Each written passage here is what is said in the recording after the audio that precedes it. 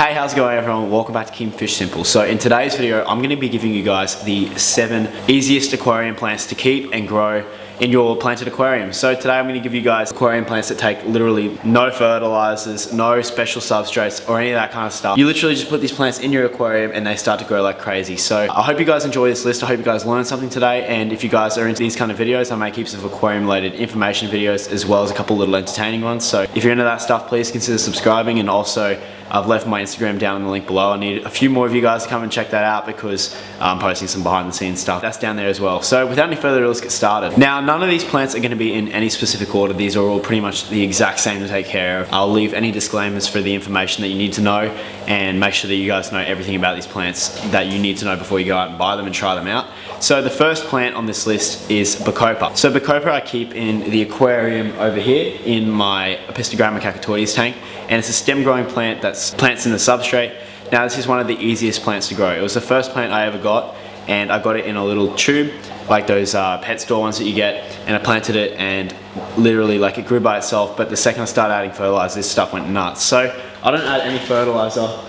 My dog's in the back being silly. I don't add any fertilizer to my aquariums, and this stuff grows like crazy. I've got it in, I've had it in like a bunch of tanks, and it looks really cool. So if you can mix it up with a few other things, you can make really cool displays like the one I've got back there. I really enjoy looking at that display.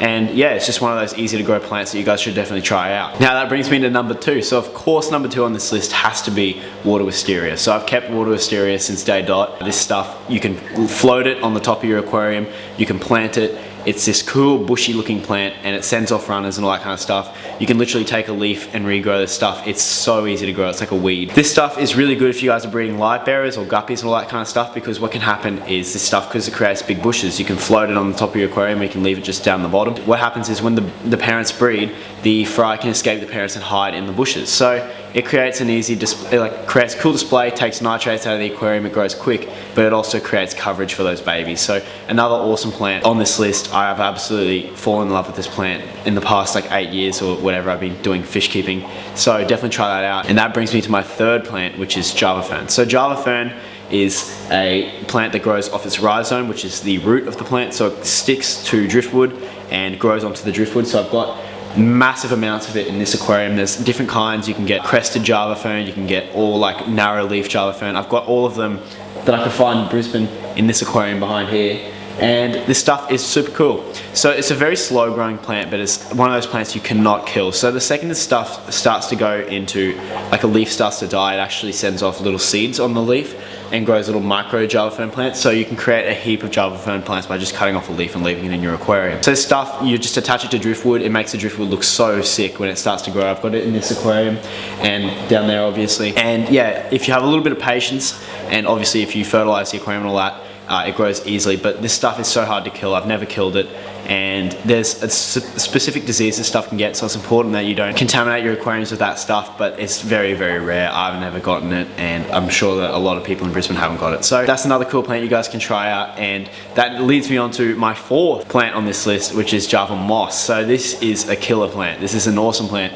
You can float it in your aquarium, you can attach it to driftwood, you can leave it out in the sun for 6 months and put it back in your aquarium and it'll grow again. It's like a medium growing plant. It doesn't grow as quick as the stuff like the wisteria, but this is like literally nature's filter. So if you put one of these in your fry tank, it creates a whole bunch of little microorganisms that the fry can eat, but it also creates a lot of space for beneficial bacteria to go and live in and filter your aquarium. So this stuff, you can attach it to driftwood, you can make big moss displays. I've got it literally probably in all my aquariums. And it's also really good if you're breeding guppies because the fry can go in and hide in there. And I think it looks sick. It's a moss, so it grows like a moss does. It doesn't grow like the Java fern. It doesn't like have a rhizome and all that kind of stuff. It's just kind of random. You don't need much of it to start off. You can get like a tiny little ball of it, and it's very cheap. And yeah, it's one of those cool plants that if you want to try out keeping plants for the first time, I definitely recommend getting that. It's super hard to kill. I don't think anyone's ever killed it except for putting poison or bleach in the aquarium, and that probably doesn't even kill it. So number 5 on the list is jungle val. So jungle val is a plant that's just doesn't even have a stem. it kind of just sends off these huge, long, stringy leaves. I don't know the biological term. It sends off runners as well, so it can create a huge carpet of this stuff, and it's a really good background plant. It kind of creates a canopy over the aquarium of this Vallisneria stuff. So this stuff is super easy to grow. You just need a couple runners, you put them in your aquarium up the back, and then it'll eventually send out runners throughout the whole aquarium. You actually have to pull them out because it grows so quick. You don't need any fertilizer. You do need substrate because it needs to be planted. It can't grow floating. And you plant it in the aquarium, super easy to grow. It creates cool display. Not that great for coverage of fish, but it's really cool if you want that, like make a barricade in a natural background for your aquarium. This stuff is just absolutely perfect. So number 6 on the list is Anubius. So Anubius is one of those easy to grow plants. It's the exact same kind of growth as Java fern does. So you have to attach it to a plant and it'll grow onto the driftwood. Now this stuff is a very slow growing plant as well, but it creates another opposite kind of display to what the Java fern does. So if you want to mix them up with the Java fern and the Anubius, you can see in this back aquarium what kind of shapes you can get and what kind of builds you can get, because it's really cool. So it adds a bit of pizzazz to your driftwood, and it's super hard to kill. You can just take little cutlets and you can plant it onto pieces of driftwood. Grows like really easy, and it creates that sick display that like it just makes driftwood look so cool. Number 7 on this list is Amazon swords. So Amazon swords are one of the coolest things. They're one of the most common plants in this aquarium hobby, and basically it grows in the substrate. You can put this stuff in little pots in bare bottom aquariums and it grows easy.